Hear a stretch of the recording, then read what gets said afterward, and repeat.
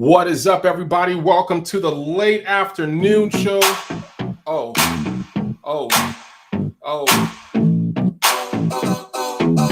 It's your boy, Tim. It's another Tuesday. We're going to let that beat drop.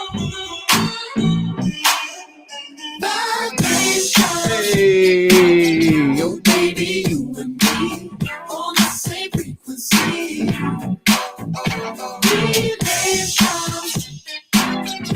This must be a sign. I got to make you mine. Real quick, we just want to welcome everybody to another edition, episode 2 of season 5 of the late afternoon show. It's your boy, Tim, Mr. Meaningful Work. Please let us know in the chat if you're joining us on YouTube, if you're joining us on LinkedIn, where you are joining us from. It is about to be a very, very informative time with my good friend, Dr. Yosafe today. So invite your friends, everybody. Let's go ahead and get started. Vibrations. Vibrations.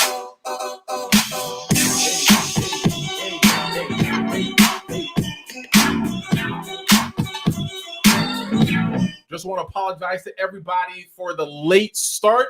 I am using this new platform, Restream.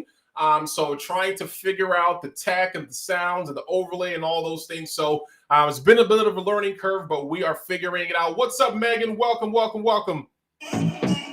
Sitting on the edge of the pool, hanging with the rest of your crew, flashing those big brown eyes at me.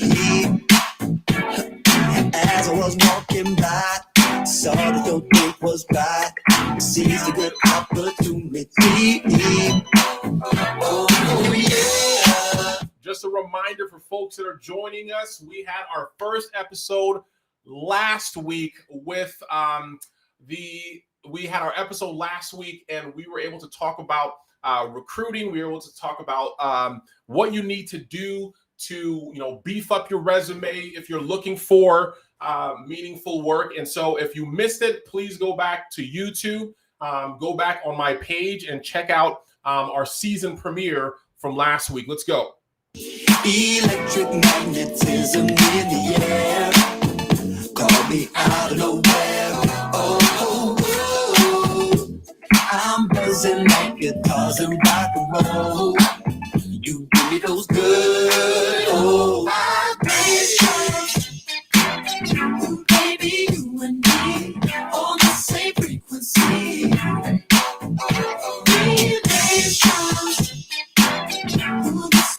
If you're joining us, please hit that airplane button that invites people to come and join us, or tag them in the comments. Tag them and say, Tim is live with Dr. Yosafe. We're talking about meaningful work. We're talking about health. We're talking about his journey. Let them know to join us today. We're going to be starting in about 15 seconds. We're going to get the show started. I got to make you mine. Oh, it's vibe. Vibrations. It's vibe. Hey, Vibrations.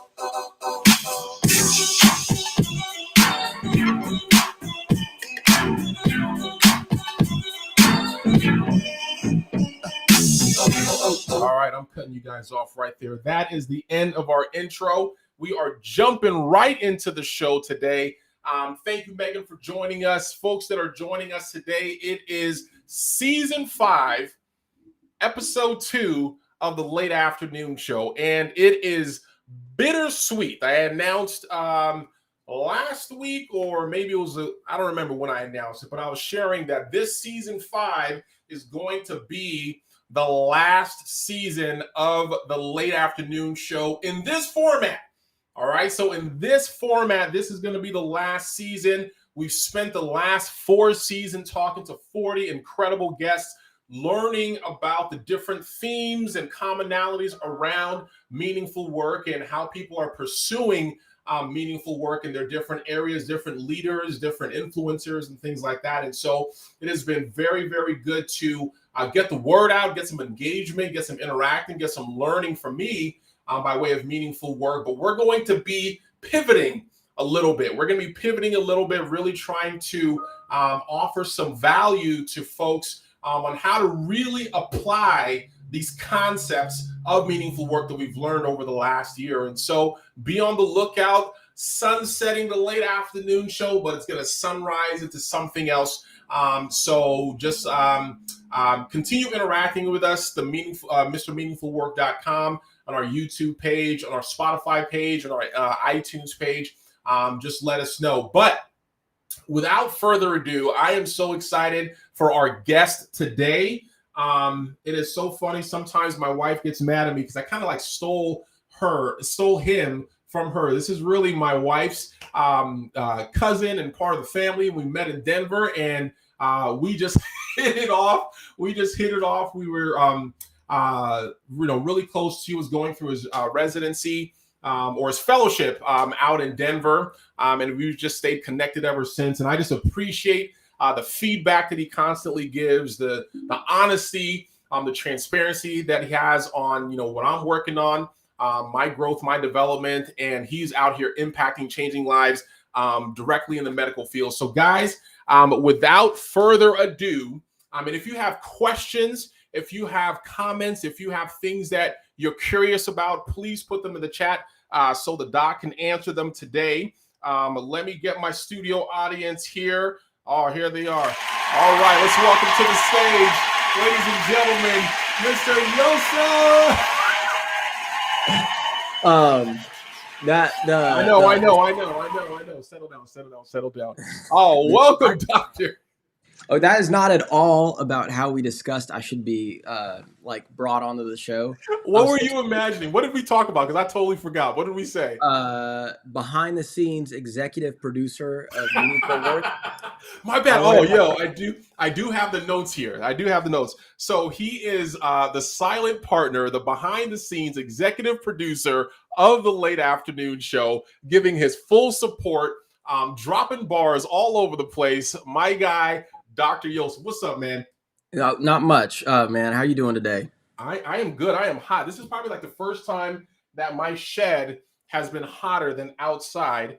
And so I need something to wipe myself down here. But we're Texas, Dallas, Houston. Where are you at again, man? Tell the folks where you're at.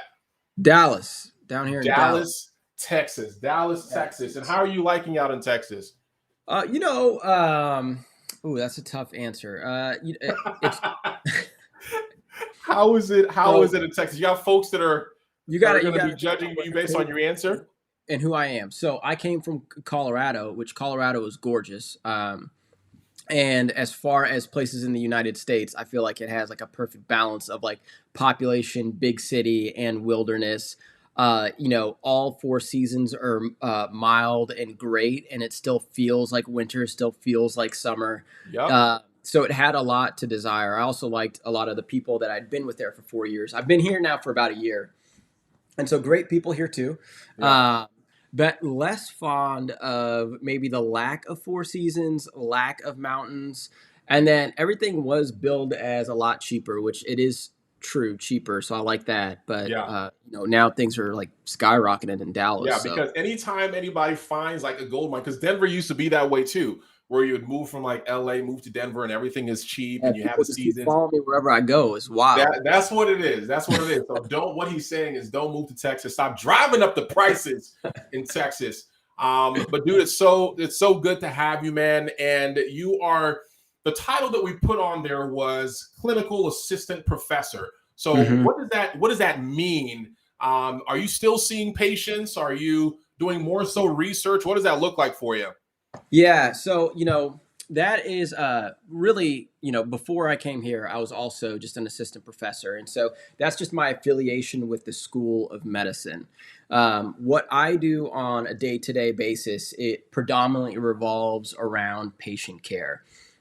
And I wear a couple of different hats, even when it just comes to that. So sometimes I end up going to the clinic and I'll take care of certain types of lung patients.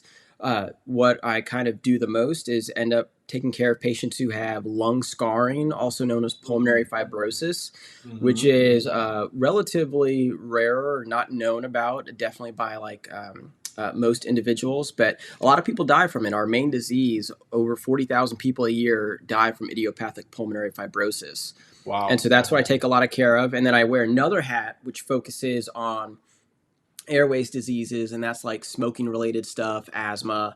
And then the other hat that I wear with taking care of patients is going to be as an ICU physician. Right. And then of course I take care of any lung or ICU issue that ends up encompassing into that. So like whether you're bleeding from somewhere that you shouldn't be, that's pretty bad, or if you got a blood clot in your lung. And then part of that assistant professor, though, comes from my relationship with trainees. So I end up doing lectures for trainees, work with residents, also fellows, occasionally medical students.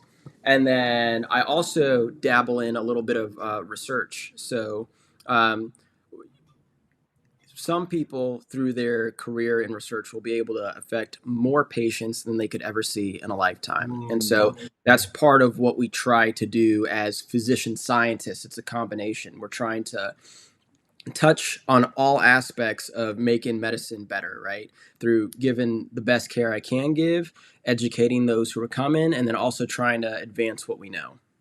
My man, you are holistic, hitting it from the back, from the middle, from the front. Now, when that gives a whole nother meaning to a holistic doctor, right? See, sometimes you hear holistic and you hear, you're thinking of, crystals and all those things, but no, you're training, you're helping the sick now, you're helping the trainees, and you're helping the future, dude. That is so right. Well, we need to take back the definition of holistic physician, and we got to make it what I just talked about right there. Yes.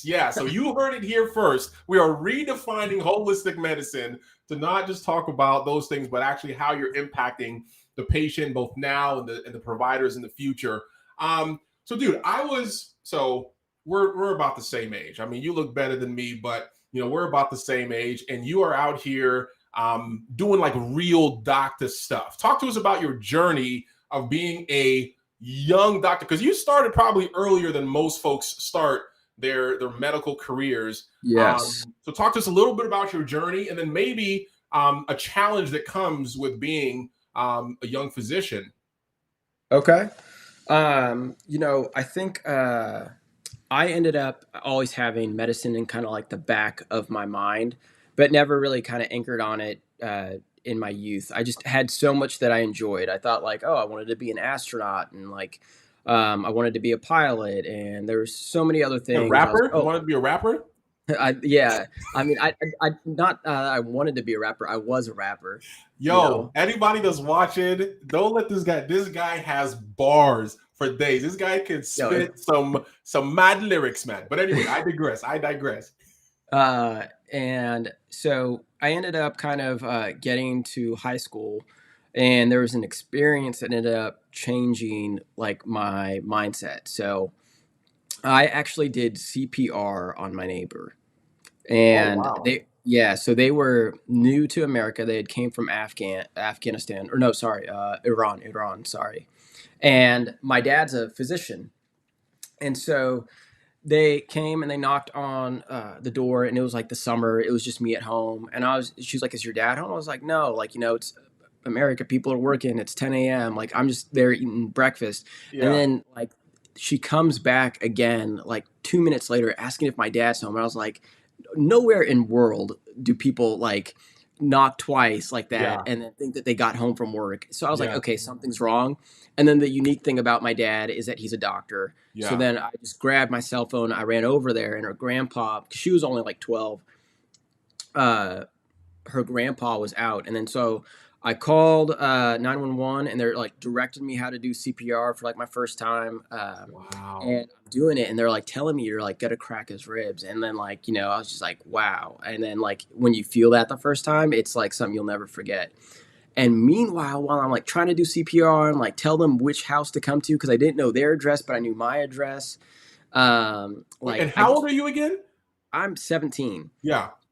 And then so like I'm like trying to do CPR. I guess she had called her mom at some point, and her mom had came back from work and just starts shrilling this like shrill, like while I'm like trying to do CPR and like listen to EMS. I'm just like, what is going on right now? And luckily EMS ends up arriving. They kind of relieve me, and I retreat into a corner, and I just kind of watch the rest of this scenario unfold. Wow. He made it to the hospital, but he didn't make it home. And at that point in time, like I saw a lot of the despair that I could have mitigated had I known a little bit more, acted a little bit quicker. And so that's kind of where I ended up getting passionate about medicine. And it was also easy too, because like at this point in time, like being a doctor was still something cool. I mean, not that it's not cool, but like, I mean, TV shows galore. Scrubs was like kind of coming down off of its peak. House is riding high. Grey's Were you Anatomy watching all was those there. shows?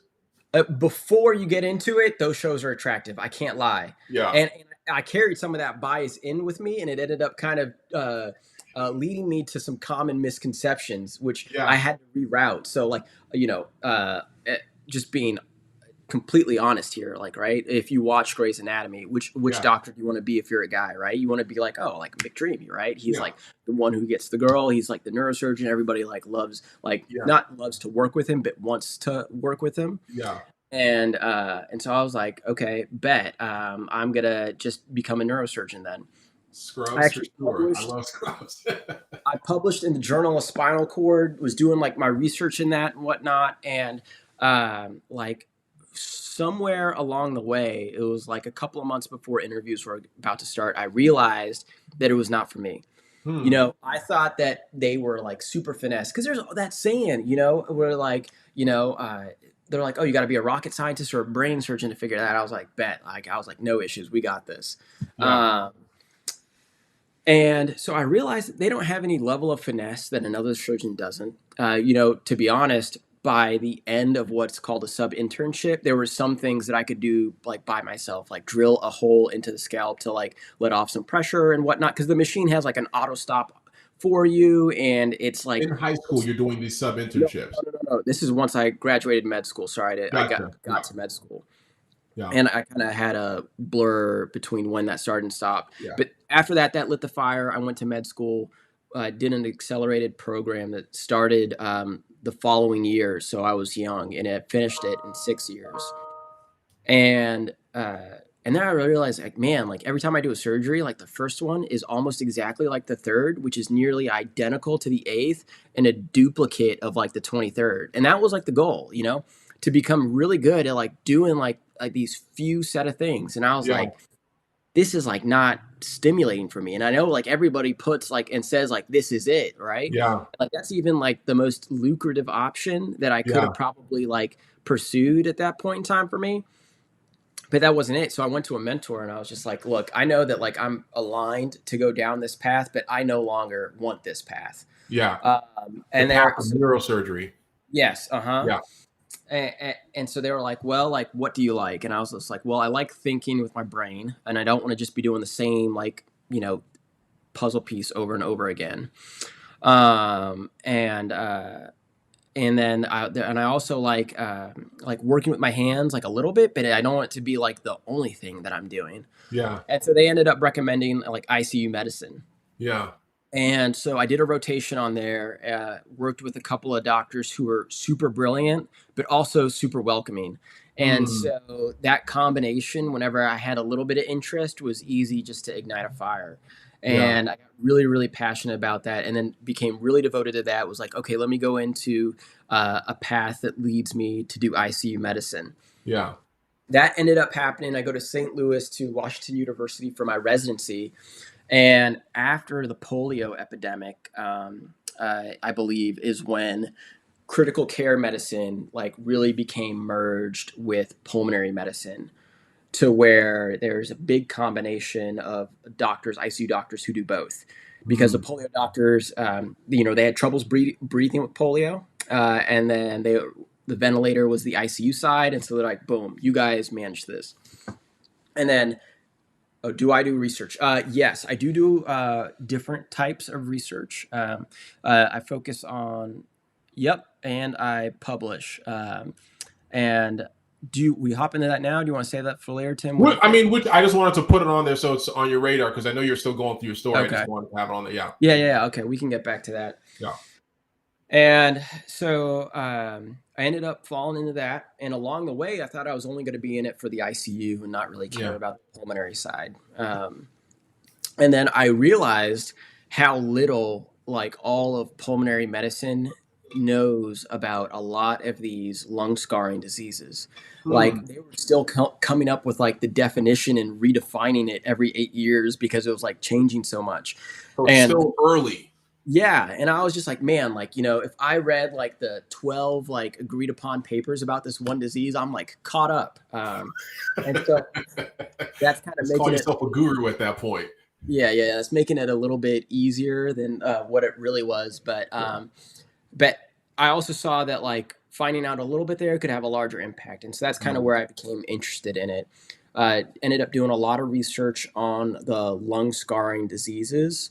Um, which is also funny because I thought that that's what I was going to hate the most. Yeah. Because in my residency, before I got to fellowship, preparing to go into pulmonary and critical care, even though I loved the ICU, I was like, okay, let me do a rotation on pulmonary. And I'd run into these guys with lung scarring. I was like, does anybody know what to do? I was like, this is frustrating. This sucks. Get me back in the ICU. Yeah. And then it's like funny. Here I am, like focusing on that as like a career path.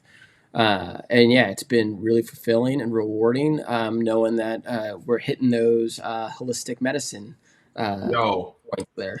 yo, dude, the fact that, you are attacking, you saw a problem, or you were like in the midst of um, a problem of not having the answers or the solutions to these lung scarring issues. And now you're able to contribute, right, to the body of work that's going to help us, better understand it, let us get, better practices and solutions around it. And, it automatically takes me, like, I'm always thinking through the lens of, meaningful work and meaningful work and meaningful work. And, when you think about clinicians, doctors, nurses, like you always think like those folks that are in that line of service are ultimately doing, that type of meaningful work. And so I want us to touch on that a little bit later in the show. But Megan has some questions here, asked as far as your research and publishing. Yeah. And you can definitely answer that. And I want to hear the answer to that second question that she has here as far as how COVID has changed your work, if at all. Yeah. So I do research. I think if you end up looking or Googling my name, you'll run into some of the things that I've done as far as like retrospective studies, looking at how some common comorbidities in pulmonary fibrosis can end up affecting the outcome. And then I also do clinical trials for some new drugs that are coming up down the pipeline, hopefully, for pulmonary fibrosis. So I help as a PI at our site down here in Dallas for that. What's a PI for those that don't know? Uh, I'm just the main investigator that helps them Okay. out. Primary investigator. Primary investigator. Gotcha. So, and then the other thing that I end up doing also is a little bit of retrospective research with some of the trainees. And so that is more hypothesis generating. So it means like at the bedside, we kind of see a collection of patients throughout our months or years, and we kind of notice a trend or something. We're like, man, like what if we did that? Would that matter? Wow. And before it's kind of, safe or the right thing to do to take it to like, oh, let's just go ahead and give this drug to a patient and then see what happens. We like to do hypothesis generating research or have some burden of proof about why there's clinical equipoise about what to do in that situation. And equipoise just means uncertainty. And so we can look back at prior patients who had different treatments and then compare outcomes and see like, hey, you know what? Like, these groups of patients who are similar, half of them got drug A, half of them got drug B for whatever reason. And we noticed that drug A did better in this scenario. In the future, should we keep giving drug A? And then that can translate to a new study and then down the line. Nice. And then publish. Yeah, I published some of the research, and then I do present it as well. And then I also publish. I've been a part of a couple of reviews where we end up kind of summarizing either a disease or a management of at least with our expertise about how we do it, and that may be useful or learning opportunities for physicians who encounter pulmonary fibrosis or problems with it less frequently and are just looking for some training about it. Nice. Yeah. Nice. And then we'll take this before we get into our next line is how has COVID changed your work? Yeah. I mean, kind of all hats that I've worn have gotten changed by it, right? I think that it's probably easiest to start on like the clinic side, and then we can talk about the ICU side first. So clinic, it's just there's a whole new demographic of patients who never were coming to lung doctors who are now coming, like people who have residual lung damage from COVID on like the extreme end. That's like really bad and they're still on oxygen, to even like people who are relatively healthy and like are just curious, did they recover from COVID and want to get checked out by a lung doctor? But it's like a whole segment of patients that 2 years ago, like I would never see somebody for those reasons, at least related to coronavirus. You would see people with residual lung damage to other pneumonias and other complications. But yeah, so it's become a lot of what I see, unfortunately. Yeah. And on the ICU side, it's been different. And that's been like waves of COVID kind of coming through. And this probably would, you kind of brought up physician burnout before in some of our conversations, and where I think that it's been tough on the ICU as a whole, not just a physician, because here you are kind of dealing with the same problem for now like 2 years, and like just wave after wave after wave, it kind of wears on you. And yeah, no, that's and that was actually going to lead to the question of for as you are living it, right, as a physician and somebody that's been going through this, obviously doing work that is helping and impacting lives, but it's been extended.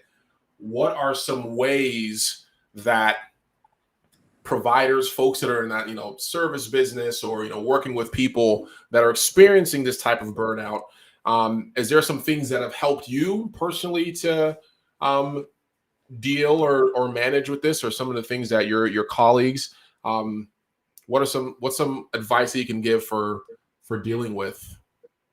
Yeah, so I think for me, something that's helped me throughout all of this is variety. So I, like I said, wear different hats and see different types of and do different things at the hospital. So sometimes during the worst of it, I'm in there, kind of fighting the good fight, and it's tough and it's burdensome. But then there are also times where I get to see people who are on the clinic side with different diseases that are not COVID related or whatnot. And it's kind of like a little refresher, and then you kind of get back to it. So I think that's been one thing that's been super helpful for me. And not everybody has that avenue, unfortunately. Like, right, if you're an ICU nurse, you're an ICU nurse and you're in there day in and day out, fighting that. And then there are some doctors who only do ICU as well. Yeah. So they're doing that. So I think that's one thing that helps. It was during COVID that I started running regularly. Man, he's a runner. He's a track star. No. That's what it is. So you're talking about something. So there's a variety that you can have like at work, like in the work that you do. And then some stuff outside, right? Some additional things that you can do to take your mind off or engage in other types of activities. What does a doctor do for fun? What do you do besides running? Like, what do you do to chill out, hang out, have a good time? I have, I think I'm more concerned about who's involved rather than what the plans are. Gotcha. Right. So it's like, as long as I'm with my people, then like, I'm fine. Then we can be doing nothing and it's probably still gonna be a good time. Yeah. And so like hanging out with people who mean something, right? Let's make it a meaningful hangout. You know what I'm saying? Executive producer. He's doing this for himself too. He's behind the scenes. He's working it for himself too. Yeah. And then let's say if they all made me pick though, right? Like I got everybody I could ever want with me, and they're like, you got to pick. Then like the number one thing that I try to do is travel. I think it's like one of the most rewarding experiences that you can do when you go kind of soak up some new culture, to learn some history, go walk around a city and put in like 30,000 steps, and then just be like pooped at the end of the day. It's awesome. It's a good time. It's a good time. Man, Megan is coming with some of these innovative. Do any animal species self-heal their lung tissue? We should talk about hibernating bears. Well, I'm not a vet, so I don't know too much about animal lungs. We do use some animals, like kind of rats, in research, and we have something called bleomycin induced lung injury, which is where we kind of like mimic fibrosis that we see in humans in that, but it's not a great representative model. And that's where we kind of inject this thing that leads to like some lung scarring. Unfortunately, there's no way that we've found to kind of reverse lung scarring. So we're trying to work at preventing lung scarring from building up. Yeah. So stay tuned is what you're saying. Yeah. We'll see. Yeah. We'll see. Catch us next time when we follow up on the healing of the lungs. Oh man, I got this last question from Megan. Oh, and he is a traveler. So Megan, you hit that right on the head. And then we'll ask about how you would define. So let me just go ahead and you'll answer Megan's question, and then I want you to think about given your background, given the work that you do, how would you define meaningful work? But first, let us know the 3 best places that you visited. All right. So everything outside Italy. In Italy, everything outside of Rome. Rome is cool. And I spent like 3 days there, and then I spent like the rest of like another week outside of the country. And I just wish I would have given Rome one day. I mean, there's this, if you go to Cinque Terre, I think that's how you say it, Cinqueterre, the 5 lands. Spell it? Wow, bro. Well, no, it's like, look, I think it was an iPhone like 4 or 5 or whatever I had. But every photo I took, and I still look at to this day, looked like a freaking postcard, man. It's just so beautiful. Nice. Like and like one of the recent Pixar movies I watched with my fiance was like, was like from that town, Vernanza. Really? Oh, was it the with the little fish boy? Yeah, I think it was Luca, or it was Monteferro. It's both of those are one of the towns. But it is just so gorgeous, and the food is so good, and like your hiking is just beautiful. So that's definitely one of the best. I would say the other thing that was the best was Tanzania, and so we went on a Serengeti. And we were out there, and it was just like, there was no electricity, there was like flies like in the rice and the food. I mean, we were really out there, bro. Like there's you weren't glamping, that's for sure. Yeah. There was like some roars and whatnot outside the bedroom, and Caleb and I were like, what are we doing here? And but like that, it was just so beautiful. It's so untouched, and it's just like there are no words. There's a spot called Ngorongoro, and it's this giant crater where they think like a volcano imploded, if I remember that correctly. And so at the top of it was our little like campsite. And I remember I was standing up there in the morning, and it was cold, and like these clouds are coming over, and you're looking down, and it is just like serene, and you can hear the animals below, the occasional roar, like the myriad of like colorful birds taking off from different locations. And it was gorgeous. So that's another one. And then I think a recent hit for mine was probably like Thailand. There was something, it was my first time over there not too long ago, and something about the way that their islands are like just jut up out of nowhere. In the water, compared to like what you see in the Caribbean, where like they, you have those kind of small sand islands that build up. It's just like boom, they're like everywhere. It's so gorgeous, and it had some of the best sunsets I've ever seen in my life out there. Man, so we got anything in Italy outside of Rome? Is that what you were saying? And what was it? Cinque Terre. Yeah, and then Tanzania and Thailand. I remember one of our Thailand, yeah. earliest, Mhm. we had just met or whatever, and then you were traveling. You said like, "I'm going to Japan," like just by yourself. Like you're just like going to Japan. Do you remember that? Yeah, I mean, I was that was meaningful, right? Like I had that was actually meaningful in a lot of ways because I was a lot of those trips I had traveled with like a best friend Yeah, who had ended up passing away, yeah, and like he was like like my ride or die for any trip. yeah, Like yeah. I think we went to like 14, 15 different countries together. Man, And so I was like worried about like getting back out there. Like, dang, like, am I just gonna like, is it gonna make me miss him more or whatnot? R.I.P. Brian Pierce.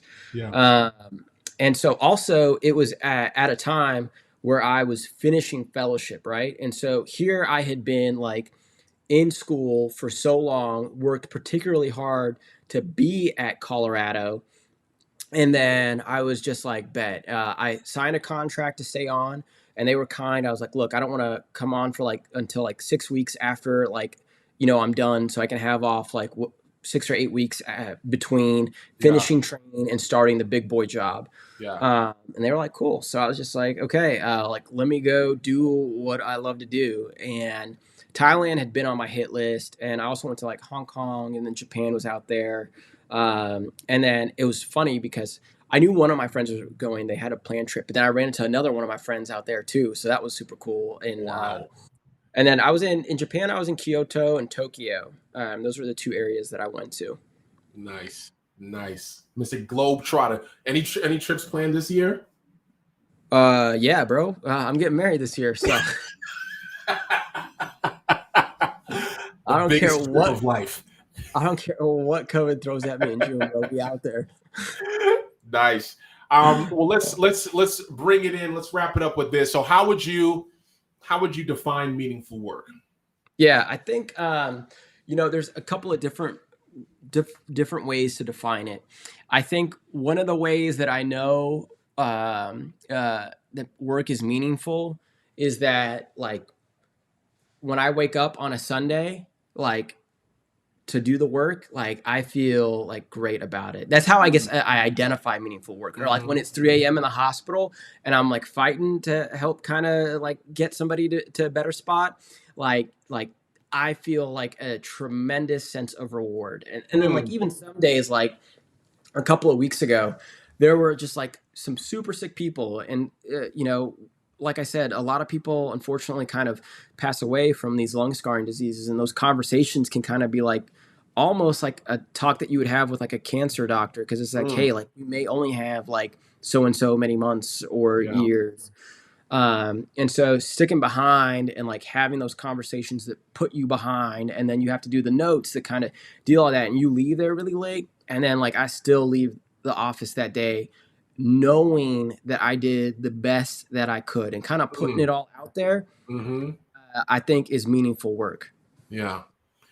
When you Like know you've put it all having out a there. job that wants you to do that, Mm. and to be Wait. honest, Say that again. Say that again. Having a job that does what? that makes you want to do that. To put And it to be all out honest, there. yeah, like giving it your all. And Yeah. and to be honest, it doesn't have to be your dream job. Like, right? Yeah. Like I was like I whenever I think I was 11 whenever I started my paper route with my sister. All right, we've been getting money over here. Paper route? Yeah, paper route, bro. I was Like a you out paper here boy. like tossing papers on people's Paper doorsteps? paper boy, getting it right on the doorstep. Hustle Because- from the womb, man.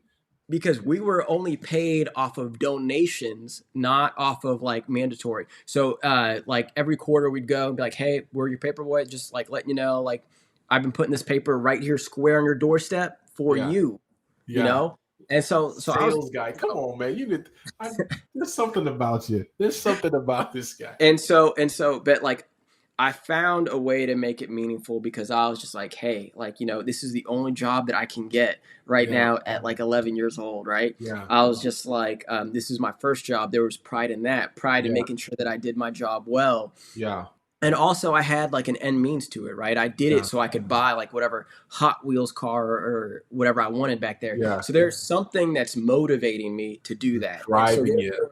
the work becomes meaningful. And I think Yeah. you just got to find what that motivation is Yeah. for everything in life, right? Like Yeah. you're motivated to have a meaningful relationship with Lydia because of the family unit, because of the covenant you all have made, you know? And so when you find that drive for whatever it is, you know, I think that your work really alleviates its burden on you, and it becomes a lot more of an enjoyment.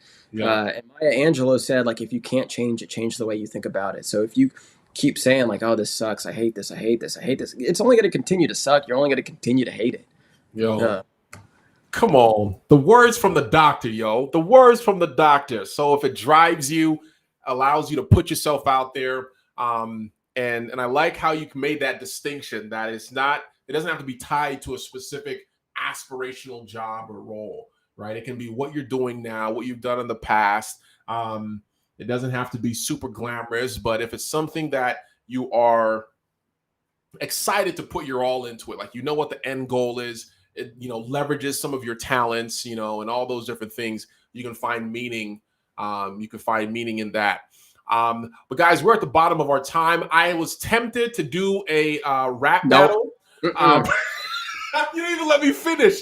You didn't even let me finish. But we're not going to do that today. We're going to have you come back. Tim, are we done? We normally do 30 minutes, man. This conversation was so juicy. We kept on going. Hold on. I do actually. There is something that my dad always used to tell me as well. I'm not done, Tim. All right. This is your show. I'm just the employee, man. Thank you. Look, can we change the graphics? We're gonna do this in post. We're gonna make it. We'll fix it in post. Yeah. Yeah. What'd your dad say?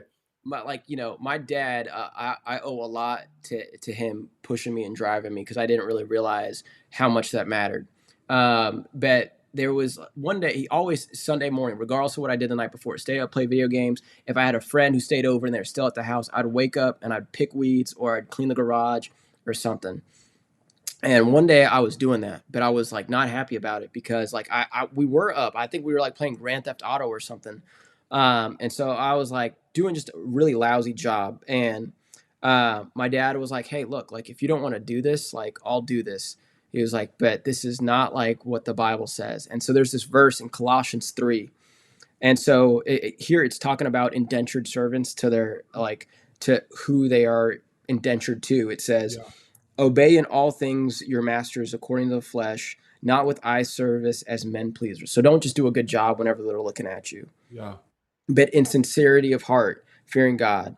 And whatever you do, do it heartily as to the Lord and not to men. And so I think that's another thing. You know, you can find motivation, like even like from like the spiritual side, if that's not driving you to do your best at work. I think wherever you look at whatever situation you're in, whether it's because you just want to get to somewhere better, or whether it's because this is just you know, what you're passionate about and that's lucky for you, you can find ways to make you want to be the best at your job, and it becomes meaningful work. Well, tell us that text again. Colossians what? It's 3:22 and 23. We'll put it in the notes tomorrow. Do it with sincerity of heart. Ask to God, not as for eye service or men please. I'm just kind of taking the key terms out there when you're trying to, you know, when you're figuring out the work that you're going to do it sincerely, do it to a point of excellence. Thank you so much. Guys, that's the bottom of our show today. Thank you for joining us for another afternoon. I told you it's my show. Guys, thank you so much for coming in today. Tim, you were wonderful. We absolutely loved you. Thank you, boss. I appreciate it. I just want to make you happy, man. I just want to make the doc happy. Yo, check us out next week, next Tuesday for our episode 3. Part 2 of me. Part 2 of you. Yeah, he's going to be on the side. He's going to be the one talking to me like, don't say that. Don't say that. Yeah. Say that again. Say that louder. But yeah, check us out. And MrMeaningfulWork.com if you want to check out some of the other episodes. And go buy the merch. We got merch? Dude, I was just about to, see, that's why this guy knows what's up. I was literally just about to say, I got a few more of these left. So if you're trying to get some of these, I do meaningful work. We have a few of them left, so let me know. We'll send you the details. There's a little extra gift that comes with it. So if you order, you get a little something, a little bonus as well. But yeah, other than that, ladies and gentlemen, I'll let you enjoy the rest of your Tuesday. Yeah, that's it. Doc, thank you so much for joining us today. Everybody, Megan, folks who joined us. I got some folks that were on YouTube. Thank you so much. We will talk to you guys next week.